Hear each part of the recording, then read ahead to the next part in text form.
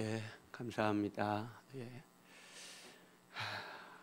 우리 그 9절 말씀 한번 같이 다시 한번 읽어볼까요? 같이 읽습니다. 여호와의 사자가 그에게 이르되 내 여주인에게로 돌아가서 그 수하에 복종하라. 예, 오늘은 하나님이 하갈을 돌려보내시며 하시는 이 말씀을 중심으로 하나님이 해법이 무엇인지 봅시다. 하나님은 하고 싶은 일을 통해서가 아니라 해야 할 일을 통해서 문제를 해결하시는 것을 알 수 있어요. 지난 시간에 이 하갈 이야기의 그 의미, 가치, 그 의에 대해서 잠깐 말씀 나누었었죠. 하나님께 하찮은 사람은 없다는 것. 또 우리는 이것이 문제, 저것이 문제, 또 이 사람 저 사람이 문제라고 생각하고 돈이 없는 게 문제, 아픈 것이 문제 등등의 이런 여러 가지 문제를 문제라고 생각할 수 있지만 하나님이 생각하는 문제는 그게 문제가 아니라 바로 네가 문제다 그런다 그랬어요. 물론 객관적으로 그런 문제들이 있을 수 있지만 그런 문제를 만든 사람은 나예요. 또 그런 문제가 해결돼도 내가 변화되지 않으면 그 문제는 또 터지게 돼 있어요. 이 사람 만나서 문제가 있었는데 그 사람 해결한다고, 그 사람 문제 해결한다고 저 사람 만나서 해결되지, 또 그런 문제를 만나지 않을 거라는 보장이 있을까요? 없어요. 여기가 문제가 있어서 저쪽으로 피했다 그래서 저기서 또 그런 문제 안 만날까요? 또 만납니다. 근본은 중심은 분명한 문제는 나예요. 내가 그런 문제를 만들고 있고요. 내가 그런 문제를 끌고 다니고 있는 거예요. 그거 잊지 마세요. 내가 바뀌지 않으면, 내가 변화되지 않으면 어떤 문제든지 계속되고요. 심지어 그런 문제는 대를 이어가기도 해요. 그 문제의 인격, 문제의 그 성향이 유전된다는 거예요. 잊지 마세요. 그래, 내가 내 문제를 해결하려고 하지만은 나 자신을 고치고 바꾸고 해결하지 않으면 그런 문제는 언제 어디서는 또 만날 수 있다는 거 잊지 마세요. 그리고 하나님의 해법은 하갈에게 하고 싶은 일, 가고 싶은 길을 통해서가 아니라 해야 할 일, 또 가야 할 길을 제시해 주었다는 거예요. 그 해야 할 일 그리고 가야 할 길이 무엇이한가? 오늘 9절에 보면 돌아가서 복종하라 이거였어요. 돌아가서 복종하라인데, 자, 이 말은 얼핏 간단한 것 같아요. 그렇지, 당연히 돌아가서 복종해야지, 그렇게 할 수도 있지만 이 말씀 속에는 우리가 조금 새겨봐야 할 몇 가지가 있어요. 그 첫째가 뭐냐? 하나님은 하갈에게 너 주제를 알라는 거예요. 자신을 알라는 거고요. 조금 더 좀 의미를 부여하면 월권하지 말라는 게 월권. 또 다른 말로 선 넘지 마 이 말 하는 거예요. 자, 9절 말씀 다시 한번 봅시다. 같이 읽어봐요. 여호와의 사자가 그에게 이르되 내 여주인에게로 돌아가서 그 수하에 복종하라 그랬어요. 하나님은 하갈에게 그냥 돌아가서 복종하라 그러지 않고 그 앞에 누구에게 돌아가라 그럽니까? 내 여주인에게로 돌아가라. 사라에게 돌아가라는 말도 아니고 그렇게 말하지도 않고 아브라함에게 돌아가라는 말하는 것도 아니고 아브라함의 집으로 돌아가라는 말도 그렇게 하지 않고 내 여주인에게로 돌아가라는 거예요. 그게 다 같은 말이지만 하나님은 여주인에게로 돌아가라고 합니다. 그럼 너는 누구라는 거야? 하갈은. 하갈이 돌아가야 될 여주인은 누구예요? 사라죠. 그러면 사라에게 사라가 그 하갈의 여주인이라면 하갈은 너는 누구라고 하나님이 말씀하시는 거예요? 너는 종이야. 사라의 종이야. 너 종이란 걸 잊지 마. 그런 말씀하시는 거예요. 네 주제를 잊지 마. 네가 비록 아브라함의 아이를 임신은 했지만 너는 종이야. 네가 아무리 뛰어나고 사라보다 더 못하는 거, 사라가 못 가진 나이를 네가 가졌을 수 있지만 그것 때문에 네가 여주인 되는 건 아니야. 너는 종이야. 그 말씀하시는 거예요. 이 하갈이 어떻게 했어요? 임신을 하고 나서 4절에 보니까, 4절 같이 읽어볼까요? 아브라함이 하갈과 동침하였더니 하갈이 임신함에 그가 자기의 임신함을 알고 그의 여주인을 멸시한지라. 아브라함이 하갈과 동침하였더니 하갈이 임신하였더라. 여기까지 갔어야 되는 거예요. 여기까지 해서 그쳤어야 되는 거예요. 그런데 자기의 임신함을 알고 하갈은 어떻게 했어요? 그의 여주인을 멸시했어요. 이 멸시했다는 말이 칼날이라는 거예요. 우리 칼날 쓴다는 그 칼의 칼날 같이 발음이 비슷해요. 칼날인데 그 칼날의 뜻은 두 가지 의미로 성경에서 사용되고 있어요. 하나는 아주 하찮게 여기는 거. 그러니까 자기가 아브라함의 아이를 갖고 나니까 정실 부인이지만 아브라함의 아이를 임신하지 못하고 있는 그 하라가 아주 하찮게 보이는 거야. 아주 우습게 보이는 거죠. 아주 작게 보여지고, 이 정도는 내가 무시해도 될 것 같아. 얼마나 무례해요? 그게 멸시하는 거야, 자기 여주인을. 그리고 또 하나, 이 칼날의 의미는 성경에서, 구약 성경에서 저주한다는 말을 쓸 때 써요. 저주. 그러니까 하갈이 아브라함의 아이를 갖고 나서 이 여주인을 저주했다, 그런 말로도 번역해도 뜻은 괜찮아요? 상관없어요. 그럼 왜 저주했을 것 같아요? 자기가 아브라함의 아이를 갖고 보니까 이 정실부인 내쫓고 자기가 정실자리를 딱 꿰차고 싶은 거지. 그런 마음이 하갈에게 없지 않았었다고 봐요. 그러니까 하나님은 9절에서 말씀할 때 돌아가라는 게 아니고 사라에게 돌아가라, 아브라함에게 돌아가라는 그렇게 말씀하지 않고 분명하게 콕 집어서 말씀해요. 내 여주인에게 돌아가라. 너는 종이고, 내가 아무리 잘났어도, 내가 아브라함의 아이를 10을 낳고 100을 낳아도 너는 종이야. 돌아가. 내 여주인에게로 돌아가. 사라가 아이를 낳지 못했을지라도 주인은 주인이야. 무능해도 주인이야. 돌아가라. 내 여주인에게 돌아가고 너는 종이다 하는 말씀을 하시는 거예요. 돌아가라는 거죠. 그러니까 종의 자리로 돌아가라는 것이고요. 그리고 내가 종이란 걸 잊지 말라는 말씀하시는 거예요. 그 말은 넌 종이지 네가 주인 노릇하지 마. 그게 월권이죠. 종이 주인 노릇하는 게 월권이잖아요. 잠언에 보면 그런 말씀이 있어요. 종을 아주 잘 대해주면 그 종이 자기가 아들인 줄 안대.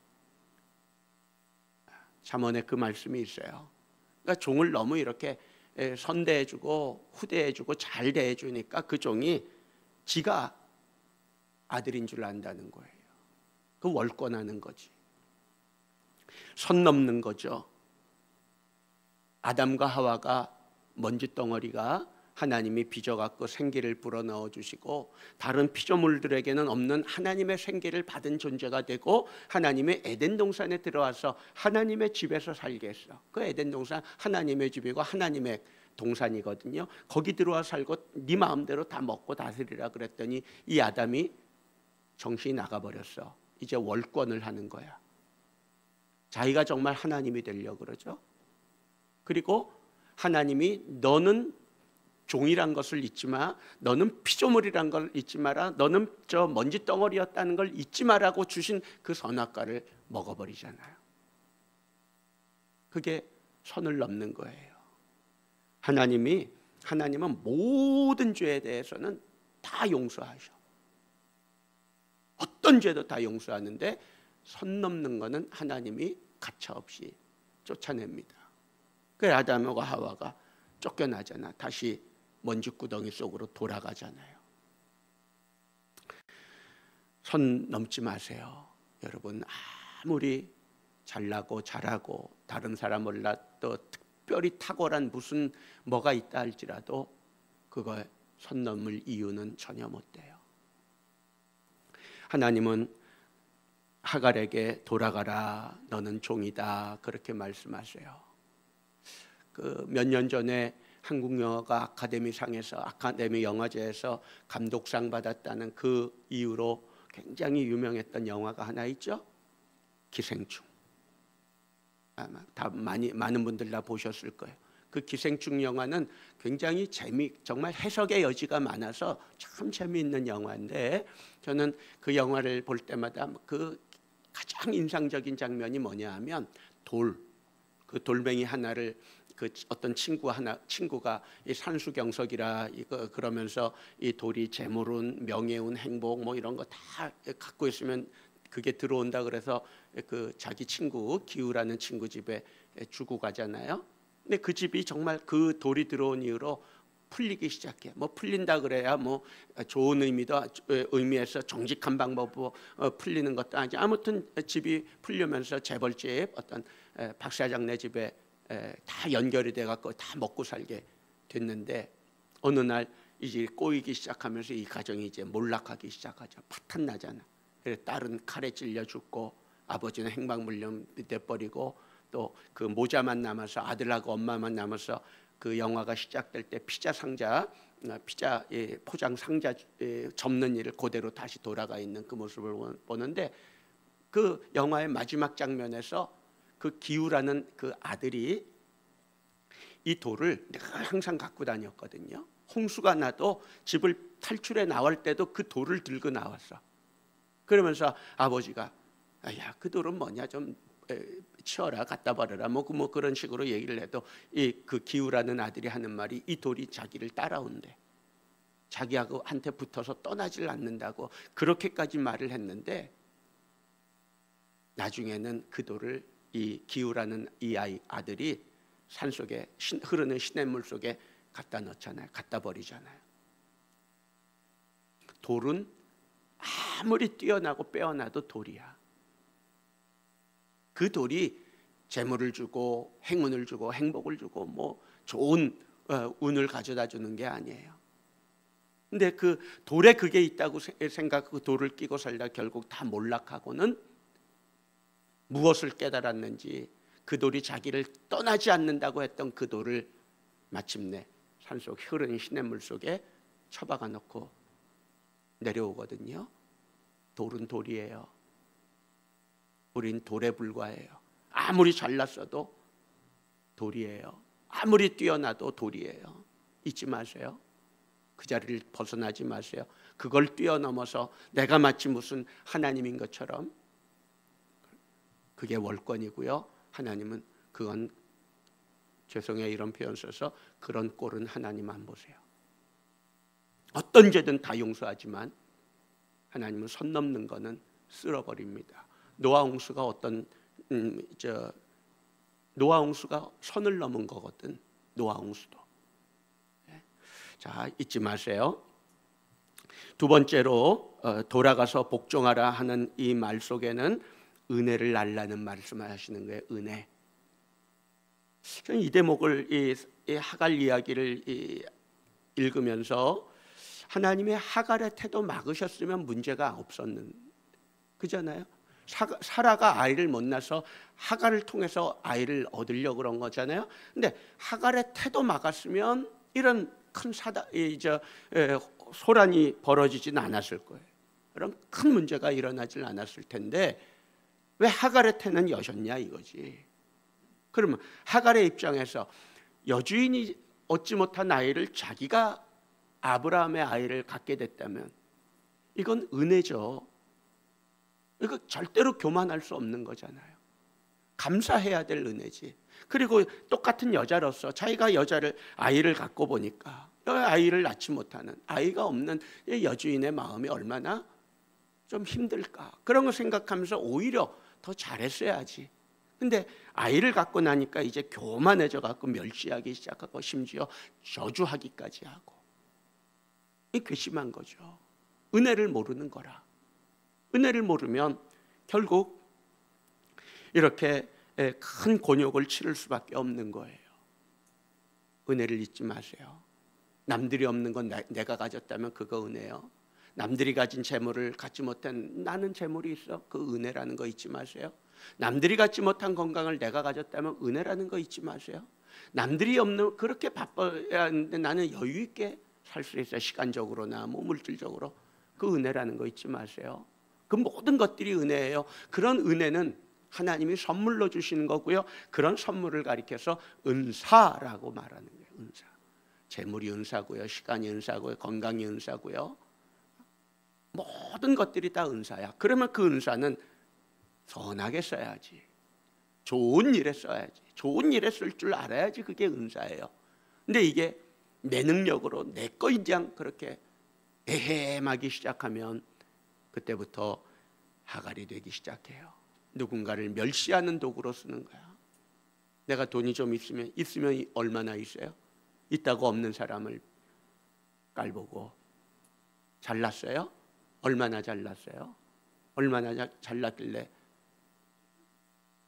그 은사가 은사인 줄 모르고 은혜인 줄 모르고 관리가 되면 그때부터 그것 때문에 이 사람은 교만해지고 몰락의 걸음을 시작하게 됩니다. 하나님의 은혜를 잊지 마세요. 모든 것이 하나님의 은혜입니다. 은혜로 와서 은혜를 위해서 쓰라고 주셨고요. 은혜를 위하여 쓸 때 하나님은 더하십니다. 이게 하나님이 하갈에게 돌아가서 복종하라 하시는 말씀 속에 있어요. 하나 찾아볼까요?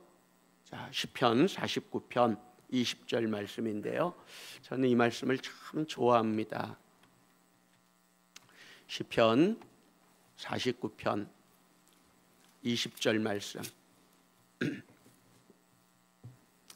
자, 시편 49편 20절 읽어봅니다. 같이 읽어봐요. 존귀하나 깨닫지 못하는 사람은 멸망하는 짐승 같도다. 존귀하나 깨닫지 못하는, 존귀한 걸 깨달아야 되는데, 이 존귀한 게 하나님의 은혜로 존귀하게 됐다는 걸 깨달아야 되는데 깨닫지 못하는 자는 멸망하는 짐승 같다 그랬어요. 그럼 이 사람이 원래 존귀했나? 우리 개정전 번역에는 지금 같지 않고 존귀에 처하나 이렇게 되어 있어요. 그러니까 원래 존귀한 자가 아니야. 그러나 하나님의 은혜로 존귀하게 됐고요. 존귀한 자리에 오르게 됐어요. 힘을 얻게 되고 뭐 권력을 쥐게 됐든지 뭐 정권을 쥐게 되었든지 모르지만 아무튼 존귀한 자리에 올라가게 되는데 깨닫지 못하는 자는 멸망하는 짐승과 같다 그랬어요. 모든 것이 은혜라는 거 잊지 마세요. 올라가도 은혜고 지금 있는 자리도 은혜고 모든 것이 하나님의 은혜예요. 깨닫는 자에게 하나님은 은혜를 더하시고 은혜 위에 은혜를 더하신다는 거 잊지 마세요. 절대로 누구를 멸시하거나 누구를 저주하거나 또 누구를 하찮게 여길 수 있는 어떠한 이유도 될 수 없어요. 오직 감사하는 것밖에 없어요. 자, 돌아가서 수하에 복종하라 이 말씀은 세 번째는 모든 것을 그대로 받아들이라는 말을 하는 거예요. 받아들이는 거. 이게 왜 받아들이라는 말이 있을까? 이 복종하라는 말이 아나라고 하는 히브리 단어거든요. 근데 이 아나라고 하는 단어가 오늘 16장에서 한 번 더 이미 사용됐어요. 어디서 사용됐냐 하면 그 6절에 보면 6절 한번 하갈이 도망하기 전에 그 장면에서 사용되거든요. 읽어봅시다. 아브람이 사라에게 이르되 당신의 여종은 당신의 수중에 있으니 당신의 눈에 좋을 대로 그에게 행하라 하매 사라가 하갈을 학대하였더니 그랬죠. 그 학대했단 말이 아나예요. 아나.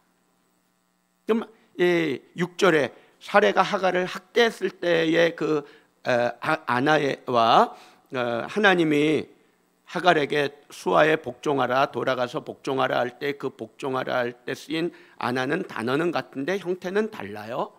그럼 어떻게 다르냐 하면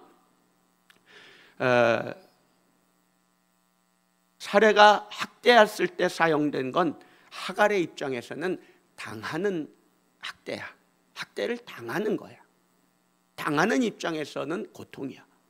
그러나 9절에서 하나님이 그 수하에 복종하라 할 때 이 말은 네가 스스로 너를 학대해라, 뭐 이렇게 괴롭혀라 그런 뜻인데, 스스로 복종하라 하는 말씀을 하시는 거예요. 당하는 고통은 학대야. 당하는 학대는 괴로워. 그건 고통이야. 그러나 자기를 스스로 쳐서 복종시키는 그거를 지금 하나님이 말씀하시는 거예요. 바울도 천지사방에 복음을 전하고 그러면서 하는 말이, 고린도 교회 보내는 편지에서 한 말이 뭐예요? 나도 나를 쳐서 복종시킨다. 왜?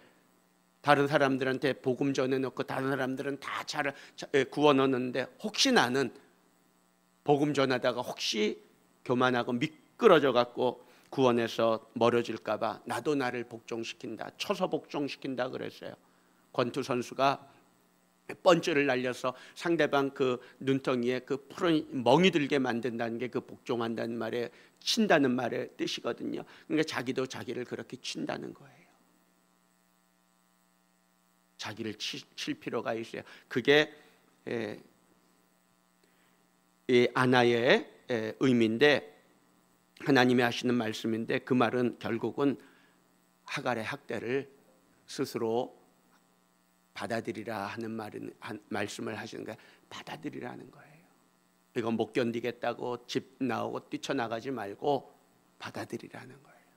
받아들이지 못하는 고통이 진짜 아픈 고통이에요. 물론 고통이 갖고 있는 객관적인 고통이 있어. 물리적이고 실제적인 고통이 있어요. 그러나 그 고통을 받아들이지 못해서 당하는 고통은 훨씬 더 큰 고통이에요. 고통은 받아들이면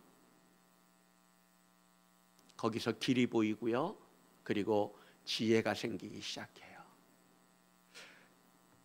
하갈이 만약에 스스로 복종시키고 그랬다면, 자기가 종이란 걸 받아들였다면 이렇게까지는 안 됐을 거예요. 이걸 받아들일 줄 알았다면 이게 은혜라는 걸 알았을 것이고요. 또 사례가 자기를 학대한다고 집 나오는 이런 소동은 피우지 않았을 거예요. 그리고 또 부끄러운 모습으로 집에 나중에 다시 또 고개 숙이고 돌아가야 하고 들어가야 하는 이런 부끄러운 몰골로는 돌아가지 않아도 됐을 거예요. 그런데 받아들이지 않았고요. 그리고 받아들이지 않으니까 하나님의 은혜를 몰랐고, 그런데 하나님은 이제 받아들이라는 거예요. 하갈의 학대를 받아들이라는 거예요. 네가 너 자신을 복종시키라는 그 말씀을 하시는 거죠. 받아들이면 고통은 줄어들게 돼 있어요. 이 도망가고 회피하고 도피하는 사람들은 자존감이 그냥 형편없어요. 자존감이 그냥 확 떨어졌어. 자존감이란 게 뭐예요? 자존감이란 게 모든 상황에서 자기를 괜찮다, 나는 여유 있게 자기를 봐줄 수 있는 게 자존감이에요. 근데 고통의 상황에서 또 우리는 그런 고통의 상황을 악이라고 얘기하죠. 내가 컨트롤할 수 없는 문제는 다 악이라고 생각해. 내가 컨트롤할 수 없는 사람들은 다 악인이라고 말을 해. 그러니까 그게 괴로운 거야. 그러니까 하나님 왜 이런 악인들을 처단하지 않나, 막 불만과 원망이 쏟아져 나오는데, 그거 왜 그래요? 받아들이지 않기 때문에.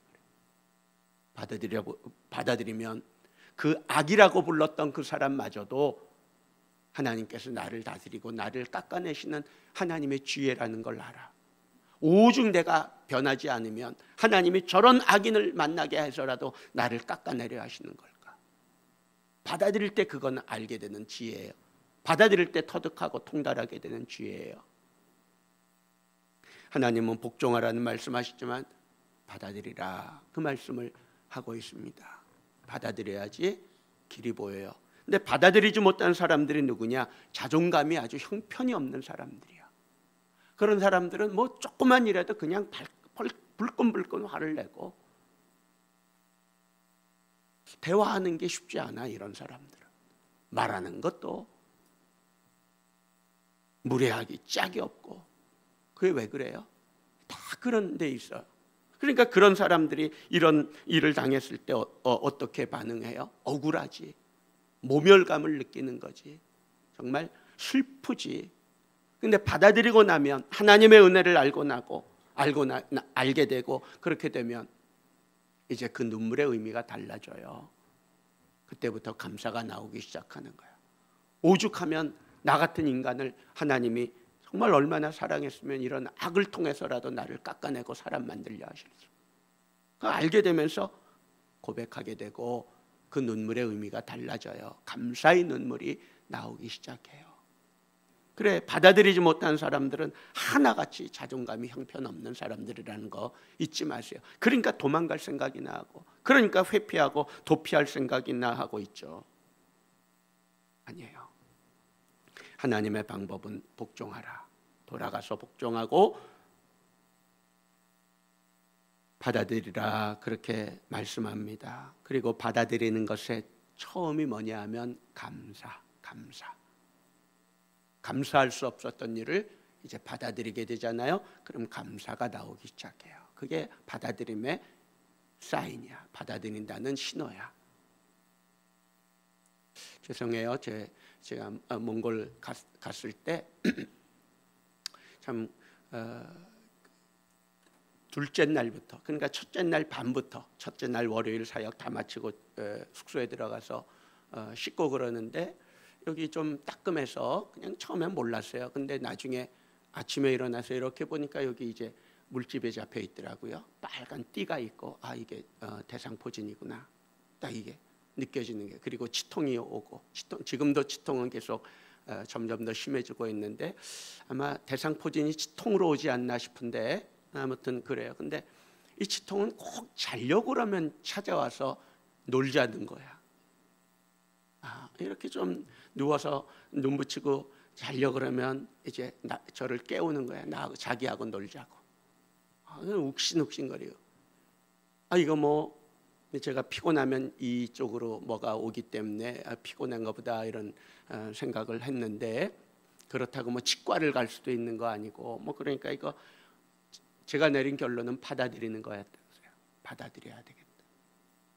그러면서 감사했어요. 욱신거릴 때마다 감사하다 보면 또 이렇게 아픔이 오다가도 아프지만 어느새 잠들어 있는 걸, 그래 잠들어 있다가 또 아프면 또 깨서 또 감사하고 뭐 그러다가 마치고 오긴 했지만 아무튼 그런 모습으로 왔는데 이제 내일 치과에 가게 되겠지만 모든 고통을, 모든 아픔도, 내가 이해할 수 없는 그 모든 것들을 다 이해하려고 그러지 말고 그냥 받아들이세요. 내가 모르는 하나님의 이유가 있겠지. 내가 모르는 하나님의 목적이 있겠지. 또 이렇게 돌아와서 생각해 보면, 그렇지, 멀쩡하게 가서 멀쩡해 오면 재미없잖아. 몽골 뭐 별로 힘들지도 않은가 보다. 근데 좀 이런 모습으로 좀 와야지. 우리 목사님 고생 좀 했나 보다. 아무튼 그래요. 그러니까 받아들이세요. 하나님이 왜 사라에게 태를 열지 않고 나 하갈한테 주셨을까? 거기 이유 있겠지. 그걸 생각해야 되는데 그건 생각하지 아니하고 그냥 자기가 잘난 줄 알고 큰소리 뻑뻑 해대고, 그러니까 결국 이런 수모를 당하면서 결국은 집으로 돌아가는 하갈이 되고 있잖아요. 받아들이세요. 모든 고통을 그냥 원망 불평하지 말고, 지금은 몰라도 지나가면 알게 될 거예요. 지나고 나면 하나님이 알게 하시는 일들, 깨닫게 하시는 무언가가 나타날 겁니다. 받아들이시기 바랍니다. 자, 이제 하나님은 돌아가서 수아에 복종하라 그랬고요. 돌아가서 수아에 복종할 때 하갈에게 주시는 은혜까지 다 얘기하셔요. 10절에서 네 씨를, 네 태중에 있는 아이를 번성하여 수가 많아 셀 수 없게 할 것이고요. 뭐 이름도 지어주고, 하나님이 이름을 지어주는 건 그건 내가 관리하는 사람으로 쓸 테니까, 내가 관리할 테니까 돌아가라는 거예요. 그리고 12절에도 모든 사람 치면서 그렇게 아이의 인생에 대해서 말씀하시거든요. 자, 여기까지 하나님은 하실 말씀 다 하셨어. 이제 몫은, 공은 누구한테 넘어가요? 하갈한테 넘어갔어. 돌아가서 복종할 것인지, 다시 종의 자리로 돌아갈 것인지, 아니면 그냥 그거 다 치워버리고 자기가 가고 싶은 길, 하고 싶은 대로 하고야 말 것인지, 그 선택은 이제 하갈에게 남겨진 공의에 던져졌어요. 어느 길로 갈지 어떻게 할지는 이제 하갈의 몫인데, 하갈은 돌아가는 것 같아. 그러니까 돌아가니까 아브라함의 집에서 아이를 낳고요. 그렇게 되죠. 근데 돌아가면서 하갈이 하는 말 한마디가 굉장히 의미가 있어요. 13절인데요. 같이 읽어봅시다. 하갈이 자기에게 이르신 여호와의 이름을 나를 살피시는 하나님이라 하였으니 이는 내가 어떻게 여기서 나를 살피시는 하나님을 배웠는고 함이라. 거기 하갈의 말에서 하갈이 강조하면서 하는 말 한 표현이 있어요. 그게 뭐 같아요? 이는 내가 어떻게 여기서요? 어떻게 여기서 하나님을? 그 말은 아니 어떻게 여기서 하나님이 여기서 여기까지 나를 쫓아와서 나를 만나 주시는 거야? 아니 아브라함의 집을 나오자마자 하나님이 쫓아와서 돌아가라 하셨던 것도 아니고 여기까지 와서 하나님이 이 위치는 아브라함의 집에서 굉장히 떨어진 거리거든요. 이건 며칠을 와야 되는 거리예요. 그런데 여기까지 와서 하나님이 자기를 찾아와서 만나 주시며 돌아가서 복종하라 하니 하갈은 거기서 하나님의 은혜를 깨닫게 되는 거죠. 어떻게 여기서? 그런데 어떻게 여기서지만 여기는 하나님이 하갈을 붙잡는 마지막 지점이야. 마지막 지점. 그러니까 마지노선이라는 말을 하죠. 마지막 선이야. 여기 넘어가면 이제 하나님은 하갈을 그냥 놓아버리는 거야.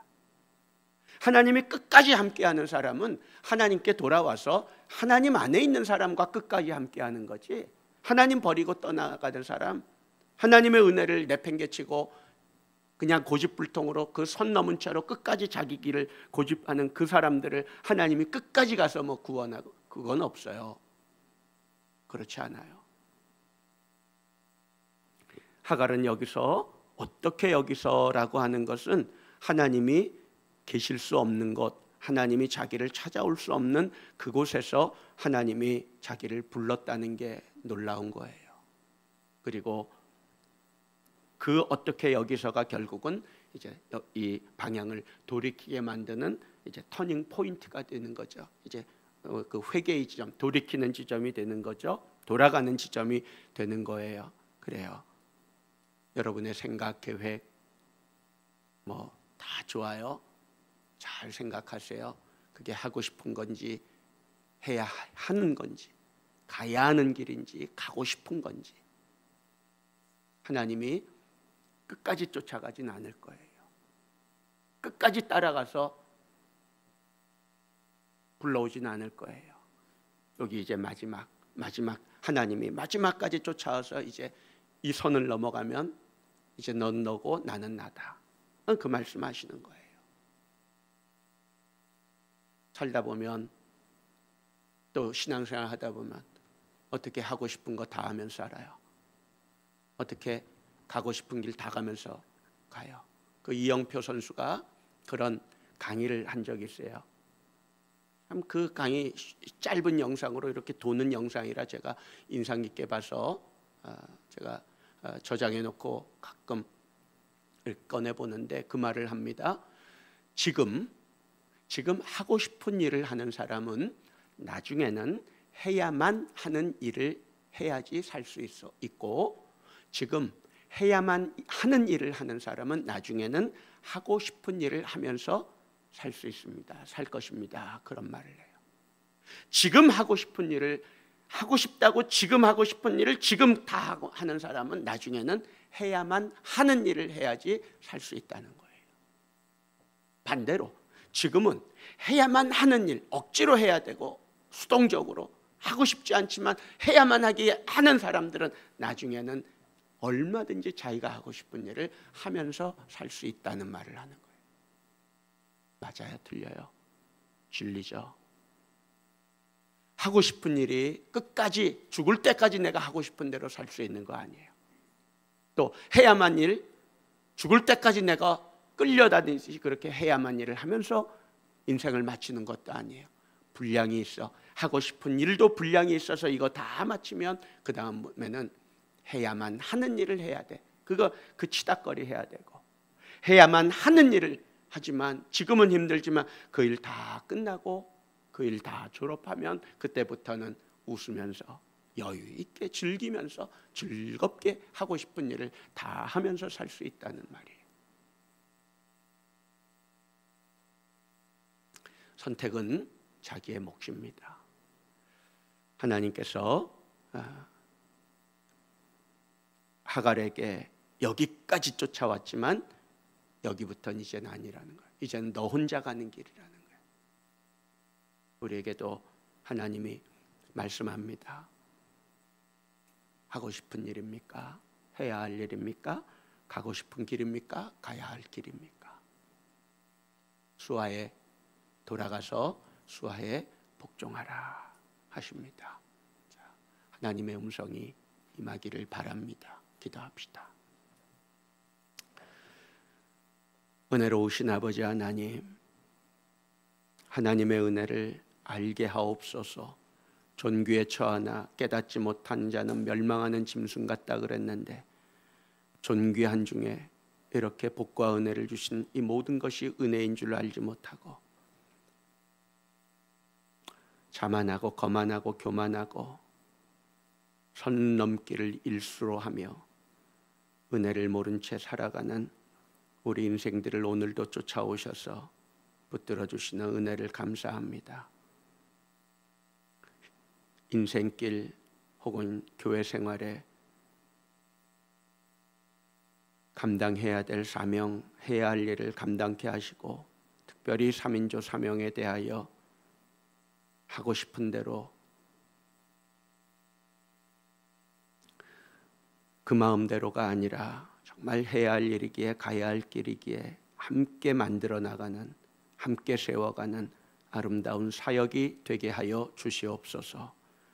예수님의 이름으로 기도하옵나이다. 아멘.